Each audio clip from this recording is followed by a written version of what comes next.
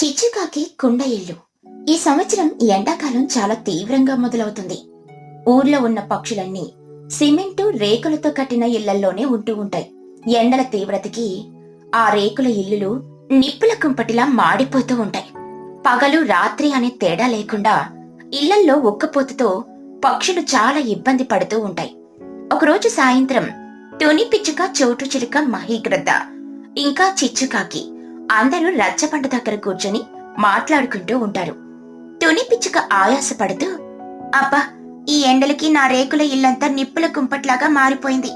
లోపలికి వెళ్లాలంటేనే భయం వేస్తుంది. అసలు ఈ సంవత్సరం సూర్యుడు ఆకాశం నుండి మంటలు గట్టిగా విసురుతున్నాడు. పగలంతా కూలి పనులు చేసొచ్చి ఇంట్లో ప్రశాంతంగా పడుకుందామంటే ఆ రేకుల వేడికి నా ఒళ్ళు కాలిపోతుంది. అవును తని, నా ఇల్లు కూడా అంతే. ఫ్యాన్ వేసినా కూడా లోపల వేడి గాలి వస్తుంది. నా కొడుకు పన్ను అస్సలు ఇంట్లో ఉండలేక తెగ ఏడుస్తున్నాడు. ఏమైనా అయితే బయటకొచ్చి ఈ చెట్టు కింద కూర్చుంటున్నాం. కానీ రాత్రిపూట నిద్రపోవడానికి చాలా ఇబ్బందిగా ఉంది. మనం కొత్తగా ఏమైనా ఆలోచించాలి, లేకపోతే ఈ ఎండలకి మనం మాడి మసైపోవడం ఖాయం. నిజమే చోటు, మనమందరం మనుషులను చూసి స్టైల్ కోసం రేకుల ఇళ్లలో, సిమెంట్ ఇళ్లలో కట్టుకున్నాం. కానీ పాతకాలంలో మా తాతలు ముత్తాతలు మట్టితో గడ్డితో ఇళ్లను కట్టుకునేవారు. ఆ మట్టి ఇల్లులు ఎండాకాలంలో చాలా చల్లగా హాయిగా ఉండేవి. నాకిప్పుడు గట్టిగా అనిపిస్తుంది మనం మళ్ళీ ఆ పాత పద్ధతిలో మట్టిల్లు లేదా గడ్డిల్లు కట్టుకోవాలి అని. వా మహి గారు, మీరు చాలా మంచి మాట చెప్పారు. నాకు మీ ఐడియా తెగ నచ్చింది. ఎలాగో నాకు ఊరి చివర కొద్దిగా పొలం ఉంది. అక్కడే నేను ఒక మంచి మట్టిల్లు కట్టుకుంటాను. ఈ ఎండాకాలం అయిపోయే వరకు నేను, నా కూతురు పుచ్చి అక్కడే హాయిగా చల్లగా ఉంటాము. అవును తని, నాకు కూడా నా కిరాణా షాపు వెనకాల చాలా ఖాళీ స్థలం ఉంది. నేను కూడా ఒక పెద్ద మట్టిల్లు కట్టుకుంటాను. అసలే నాకు డబ్బులు ఇబ్బంది లేదు, పొలాలు కూడా ఉన్నాయి. ఈ ఎండాకాలం వరకు ఆ మట్టింట్లో చిల్లవుదాము. మీ అందరికంటే అందమైన మట్టిల్లు నేనే కడతాను చూడండి. సరే అయితే రేపటి నుండి మనం అందరం మట్టిల్లు కట్టుకోవడం మొదలు పెడదాం. ఎవరికి ఇష్టం వచ్చిన విధంగా వాళ్ళు నార్మల్ మట్టిల్లు కట్టుకోండి. ఎండాకాలం పూర్తయ్యాక మళ్ళీ మన రేకుల ఇళ్లలోకి వచ్చేయొచ్చు. ఏమంటావు చిచ్చు? నువ్వేం మాట్లాడట్లేదు? చిచ్చుకాకి బాధగా, నేనేం మాట్లాడాలి మహిగారు? మీ అందరికి ఇష్టం వచ్చినట్టు కట్టుకోవడానికి పొలాలున్నాయి, బ్యాంకుల్లో డబ్బులున్నాయి, ఆస్తులు ఉన్నాయి. నాకేమున్నాయి? ఊరి చివరున్న ఆ చిన్న రేకుల ఇల్లు తప్ప నాకింకా స్థలం ఎక్కడుంది చెప్పండి? మట్టిల్లు కట్టుకోవడానికి ఊరి చివరున్న ఆ చిన్న రేకుల ఇల్లు తప్ప నాకింక స్థలం ఎక్కడుంది మట్టిల్లు కట్టుకోవడానికి? రోజు కూలి పని చేస్తేనే నాకు ఇల్లు గడుస్తుంది. నేను ఇల్లు కట్టలేను. ఈ ఎండలకి మాడిపోవాల్సిందే. అయ్యో చిచ్చు, నువ్వు అలా బాధపడకు. నా పొలంలో చాలా స్థలం ఉంది. నువ్వు కూడా వచ్చి నా పొలంలోని ఒక మూలన మట్టిల్లు కట్టుకో. నేను నీకు స్థలం ఫ్రీగా ఇస్తానులే. మనమందరం స్నేహితులం కదా, ఈ మాత్రం సహాయం చేయలేనా నీకు? చిచ్చుకాకి కొద్దిగా సంతోషిస్తూ, నిజంగానే నాకు స్థలం ఇస్తావా? చాలా థ్యాంక్సే. అయితే నేను కూడా రేపటి నుండి నా కొడుకు చిన్నగాన్ని తీసుకుని వచ్చి మట్టిల్లు కట్టడం మొదలు పెడతాను. అందరూ ఆనందంగా ఎవరిళ్ళకి వాళ్ళు వెళ్తారు. మరుసటి రోజు ఉదయం నుండి తుని, చోటు, మహి అందరూ వాళ్ళ వాళ్ళ స్థలాల్లో మామూలు మట్టిల్లులు కట్టడం మొదలు పెడతారు. మట్టి తెచ్చి చతుస్రాకారంలో గోడలు కట్టి పైన గడ్డి కప్పుతూ ఉంటారు. అటువైపు చిచ్చుకాకి తన కొడుకు చిన్నుకాకితో కలిసి తుని పొలం మూలన కూర్చొని మట్టి త్రవ్వుతూ ఉంటుంది. కాని చిచ్చుకాకి బుర్రలో ఒక పెద్ద తెలివైన ఆలోచన వస్తుంది. ఒరే చిన్నగా, ఆపరా పని, కొంచెం నా మాట విను. చిన్నుకాకి ఆయాసపడుతూ, ఏంటమ్మా పొద్దున్నే నుండి ఈ మట్టి తవ్వి తవ్వి నా నడుము ఇరిగిపోతోంది. ఏంటి, ఏమైంది? మరి సన్నాసి, నేను చెప్పేది బుర్ర పెట్టి విను. ఇప్పుడు మనం కూడా తుని చోటలాగా నార్మల్ డబ్బా ఆకారంలో ఇల్లు కడితే ఏం లాభం రా? వాళ్ళకి ఆస్తులున్నాయి, మనకి ఆస్తులు ఏమి లేవు. మనం ఎప్పుడు ఈ కూలి పనులు చేసుకుంటాం ఇలాగే పేదవాళ్ళలాగా బ్రతికేయాలా? మనం కూడా ధనవంతులం అవ్వాలా వద్దా? ధనవంతులమా? మట్టిల్లు కట్టుకుంటే ఎవరైనా రిచ్ అవుతారా అమ్మా? నువ్వేమైనా ఈ మట్టిలో బంగారం దాచావా ఏమిటి? బంగారం లేదు కానీ నా బుర్రలో తెలివందిరా. అందరూ ఒకేలాగా నార్మల్ మట్టిల్లు కడతారు, కానీ మనం ఎవరో ఊహించని విధంగా చాలా వింతగా ఒక ఇల్లు కడదాం. మనం కట్టబోయే ఇల్లు చూసి ఊర్లో ఉన్న పక్షులన్నీ షాక్ అవ్వాలి.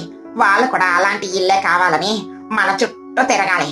అప్పుడు నేను వాళ్ళని గట్టిగా డబ్బులు అడిగి వాళ్ళకి ఇల్లులు కట్టి పెడతాను. ఈ ఒక్క ఎండాకాలంలో మనం రియల్ ఎస్టేట్స్ బిల్డర్స్ అయిపోవాలరా. ఓ అమ్మో, మీ తెలివితేటలకి ఎవరూ సాటిరారు. కానీ అంత వింతగా మనం ఎలాంటి ఇల్లు కడతాం? ఆ కొండలో నీళ్లు ఎంత చల్లగా ఉంటాయో తెలుసా నీకు? అందుకే మనం ఒక పెద్ద కొండ ఆకారంలో ఇల్లు కడదాం. కొండ ఇల్లు రా, తొందరగా ఈ మట్టితో మనం కొండ ఇల్లు డిజైన్ మొదలు పెడదాం. చిచ్చుకాకి మరియు చిన్నుకాకి ఇద్దరు కలిసి రాత్రి పగలు కష్టపడి మట్టితో ఒక పెద్ద కుండ ఆకారంలో ఇల్లు కడతారు. కింద భాగం చాలా విశాలంగా, పైకి వెళ్లేసరికి సన్నగా కుండ మూతిలాగా చాలా అద్భుతంగా డిజైన్ చేస్తారు. ఆ కుండ ఇల్లు చూడ్డానికి ఊరి బయట ఒక పెద్ద దేవత కుండ పెట్టినట్టు చాలా అందంగా ఆకర్షణీయంగా తయారవుతుంది. ఇక మిగతా వాళ్ళ నార్మల్ మట్టిల్లులు కట్టి పూర్తి చేస్తారు. తుని పిచ్చుక తన ఇల్లు చూసుకుంటూ, అమ్మయ్య, నా మట్టిల్లు పూర్తయిపోయింది. ఎంత చల్లగా ఉందో లోపల. అసలు ఈ ఎండాకాలం అంతా ఇక్కడే హాయిగా పడుకుంటారు. పదపుచ్చి మనం వెళ్లి మిగతా వాళ్ళ ఇల్లులు ఎలా ఉన్నాయో చూసొస్తాం.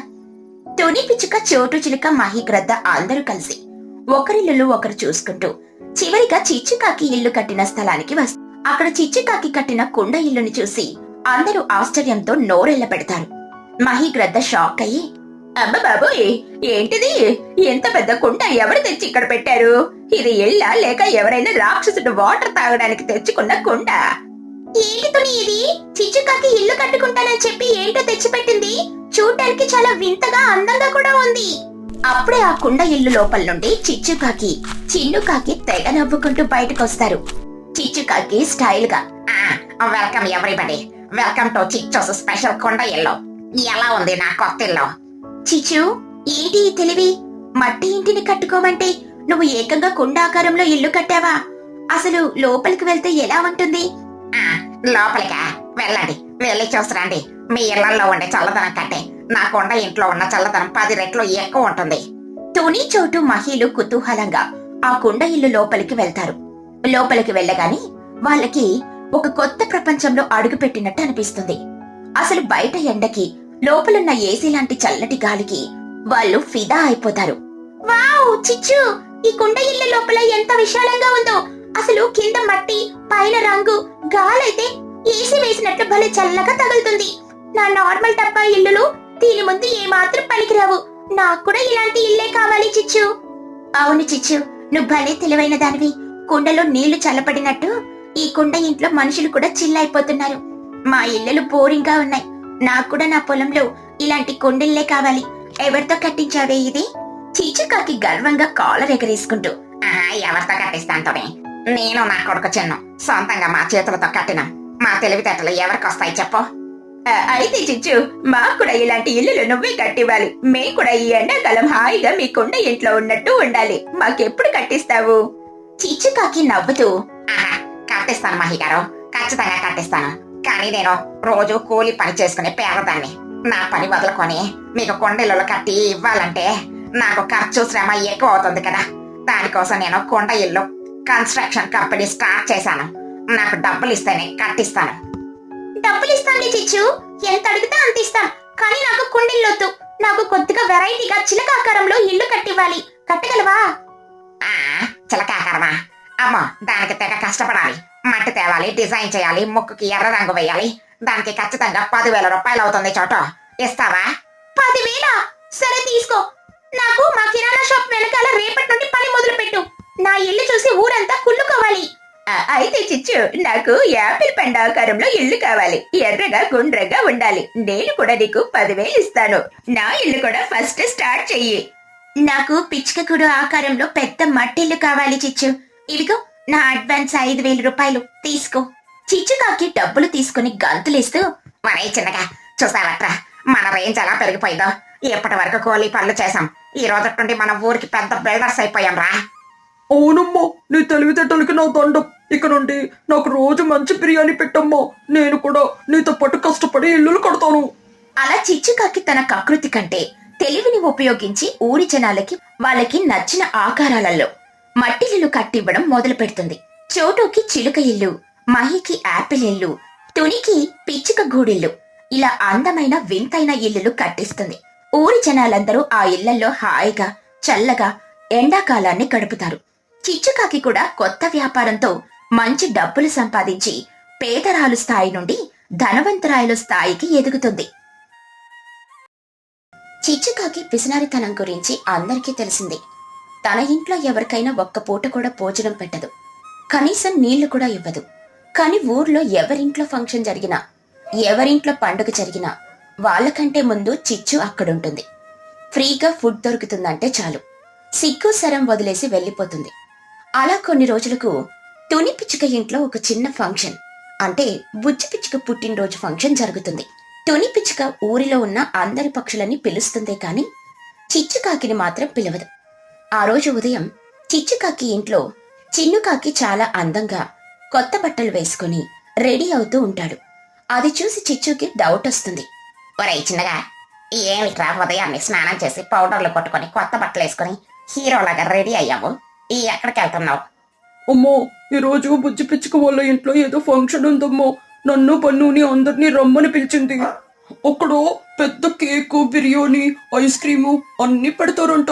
నేను అక్కడికే వెళ్తున్నానమ్మో. చిచ్చుకాకి ఆశ్చర్యంగా, ఏమిటి బిర్యానీ, ఐస్ క్రీమా? తుని పిచ్చుక ఇంట్లోనా? మరి నన్ను ఎందుకు పిలవలేదా తుని? నాకు తెలియకుండా ఊర్లో ఇంత పెద్ద ఫంక్షన్ జరుగుతుందా? నువ్వు ఎవరిది పుట్టినరోజు వచ్చినా ఒక్క చాక్లెట్ కూడా ఇవ్వవు. అసలు ఎవరిని ఎప్పుడు మన ఇంటికి పిలవవు, పెట్టవు. అందుకే నిన్ను పిలవలేదేమోనమ్మో. ఒరేయ్ సన్నాసి, నేను పిలవకపోతే వాళ్ళు పిలవరా ఏమిటి? ప్రపంచంలో ఫ్రీ ఫుడ్ కంటే గొప్పది ఏముందిరా? పిలవకపోతే మనమే వెళ్ళాలి. నేను కూడా వస్తాను. అమ్మ వద్దమ్మ, పిలవని పేరంటానికి వెళ్ళడం తప్పు. నాకు నా ఫ్రెండ్స్ ముందు పరువు పోతుంది. నువ్వు వస్తే అందరూ నన్ను ఏడిపిస్తారు. పరువు పోతే పోయింది కానీ చికెన్ బిర్యానీ పోతుంది కదరా. పరువు పేరుతో ఫ్రీగా దొరికే తిండిని వదులుకోవడం పెద్ద తప్పు. నువ్వు పద, నేను ఒక తెలివైన ప్లాన్ వేసి లోపలికి వస్తాను. ఎవరికి అనుమానం కూడా రాదు. నువ్వు ముందు వెళ్ళిపో.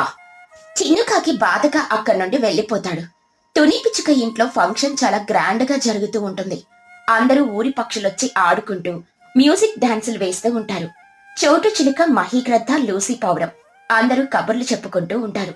భోజనాల సువాసన ఊరంతా వస్తూ ఉంటుంది. అప్పుడే చిచ్చుకాకి నేల మీద ఏదో వెతుకుతున్న దానిలా నటిస్తూ తల కిందకి వేసుకుని మెల్లిగా తుని ఇంట్లోకి వస్తుంది. చిచ్చుకాకి నేల మీద వెతుకుతూ, అయ్యయ్యో, ఎక్కడ పడిపోయింది? నా కొత్త చీర కొన్న పిన్ను ఎక్కడ పడిపోయింది? ఎక్కడో పడిపోవాలి. ఏంటి చిచ్చు, పిలవకుండానే వచ్చేసావు?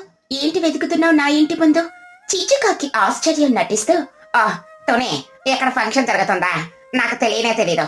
నేను నా కొత్త పిన్ ఒకటి ఎక్కడ పడిపోతూ వెతుక్కుంటూ వచ్చా. ఆయన పిల్లల ఫంక్షన్ లో ఉన్నారు కదా, వాణ్ణి తీసుకుందామని వచ్చాను. చోటు చిలుక నవ్వుతూ, పిన్ కోసం వచ్చి కరెక్ట్ గా భోజనాల దగ్గర ఆగేవేంటి చిచ్చు? నీకు ఫంక్షన్ గురించి తెలియదని మేము నమ్మాలా ఏంటి? ఆహా, అది ఇక్కడ వాసన చాలా బాగుంది చోట. ఏంటి తుని, బిర్యానీ చేసావా ఏంటి? బాస్మతి బియ్యం వాసన భలే వస్తుంది. తుని పిచ్చుక చిరాకుగా, అవును చిచ్చు, చికెన్ బిర్యానీయే చేశాను. కానీ నిన్ను పిలవలేదు కదా. నువ్వెప్పుడు మమ్మల్ని పిలవు, అందుకే నేను నిన్ను పిలవలేదు. పిలవకపోతే ఏంటి తుని? మనం అందరం ఒకటే కుటుంబం. అతిథి దేవో భవ అన్నారు పెద్దలు. పిలవని అతిథి వస్తే ఇంకా పుణ్యం వస్తుంది తెలుసా? దేవుడే నన్ను నీ ఇంటికి పంపాడనుకో. సరేలే, నేను వెళ్ళిపోతాను.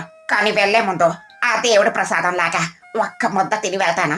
బొజ్జికి నా ఆశీర్వాదాలు అని చెప్పి చిచ్చుకాకి ఎవరి మాట వినకుండా సూటిగా భోజనాల దగ్గరికి వెళ్తుంది.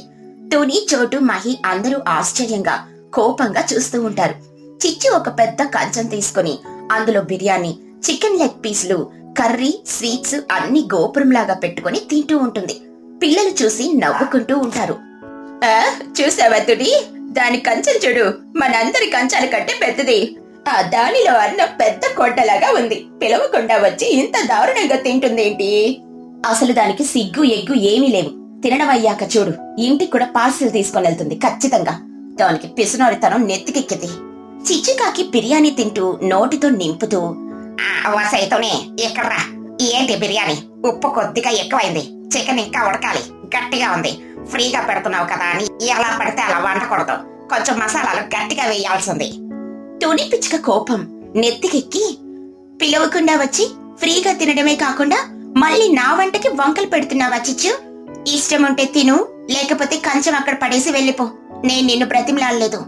అమ్మో, కోపం తెచ్చుకోకేతోనే. నేనేదో నీ వంట ఇంకా బాగుపడాలి, నెక్స్ట్ టైం ఇంకా బాగా చేస్తావని చెప్పాను. నీ మేలు కోసమే కదా నేను చెప్పేది. సరేలే, ఈ చికెన్ కూర అంత బాగాలేదు కానీ ఆ స్వీట్ ఏదో బాగుంది. నాకు ఇంకో 2 గరిటెలు ఆ స్వీట్ వెయ్యి. చిన్నుకాకి సిగ్గుతో తలదించుకుని, అమ్మ ప్లీజ్ అమ్మ తెగ తినకు, అందరూ నిన్ను చూసి నవ్వుతున్నారు, మన పరువు పోతుంది. పరువు పోతే పోయిందిలేరా, ఈ స్వీట్ పోతే మళ్ళీ దొరకదురా సన్నాసి. నువ్వు కూడా ఇంకో 2 లెగ్ పీసులు వేయించుకో, రాత్రంతా ఆకలి వేయదు. అలా తుని పిచ్చుక ఇంట్లో ఫ్రీగా కడుపు నిండా తిని వెళ్లే ముందు తెలివిగా ఒక ప్లాస్టిక్ కవర్ లో కొద్దిగా స్వీట్స్ కూడా తీసుకుని వెళ్లిపోతుంది చిచ్చు. ఊరి వాళ్ళందరూ దాని తెగవింపు చూసి ఆశ్చర్యపోతారు. కొన్ని రోజుల తర్వాత మహిగ్రద్ద ఇంట్లో కూడా ఒక ఫంక్షన్ జరుగుతుంది. మహిగ్రద్ద కూడా చిచ్చుని పిలవలేదు. కానీ చిచ్చుకాకి అసలు ఆగుతుందా? ఈసారి ఇంకొక కొత్త నాటకంతో బయలుదేరుతుంది. మహిగ్రద్ద చోటుతో, చోటు, ఈ రోజు మా బాబుకి పేరు పెట్టే ఫంక్షన్. ఊరి వాళ్ళందరినీ పిలిచాను కానీ ఆ చిచ్చుని మాత్రం పిలవలేదు. అదొస్తే చాలా ఎక్కువ తింటుంది, తెగ పార్సిల్ తీసుకెళ్తుంది, పైగా మన వంటకి తెగ వంకలు పెడుతుంది. మంచి పని చేసావు మహి గారు, కానీ అది పిలవకుండా రాలేదా ఏంటి? మొన్న తుని ఇంట్లో ఎలా దూరిపోయిందో చూసారుగా, ఆ పిన్ వెతుకుతున్నాను అని కొత్త కథ అల్లింది. ఈ రోజు వస్తే నేను అస్సలు లోపలికి రానివ్వను, గేట్ దగ్గరే ఆపేస్తాను, నా ఇంటి కాంపౌండ్ వాళ్ళు కూడా దాటనివ్వను. ఫంక్షన్ మొదలవుతుంది.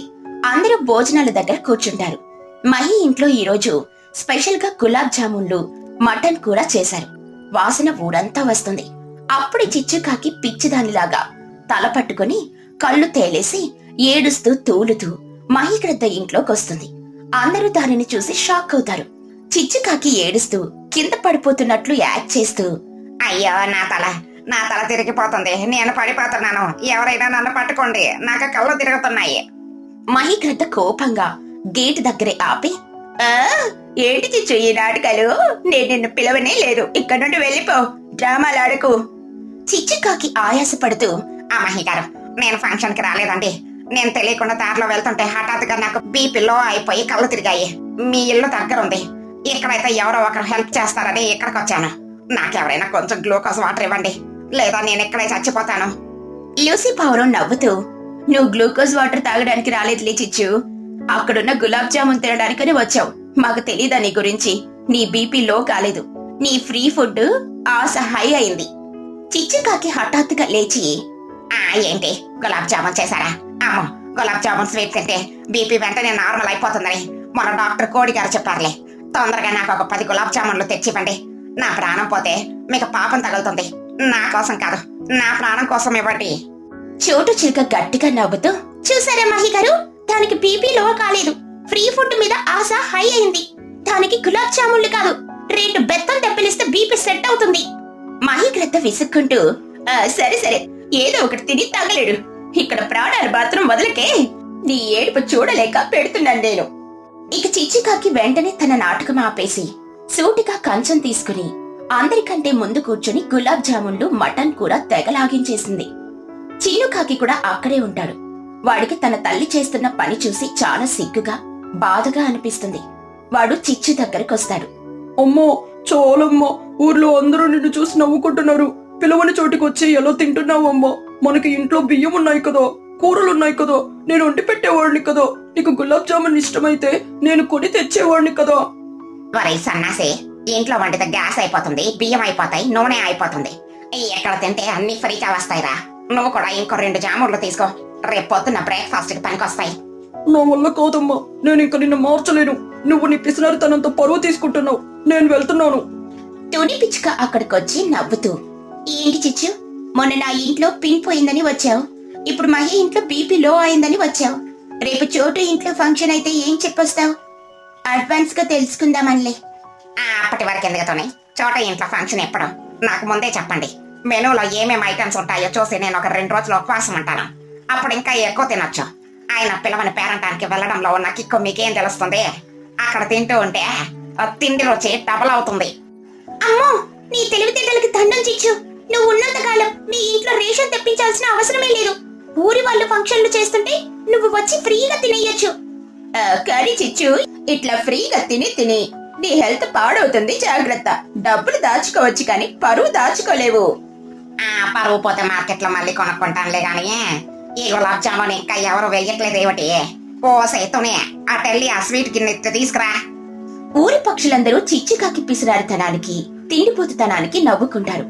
పిలవని పేరంటానికి వెళ్లడం తప్పని అందరూ తిట్టినా కూడా చిచ్చుకాకి మాత్రం పెద్దగా నవ్వుకుంటూ తన కంచంలో ఇంకో 2 గులాబ్ జామున్లు వేసుకుని తింటుంది.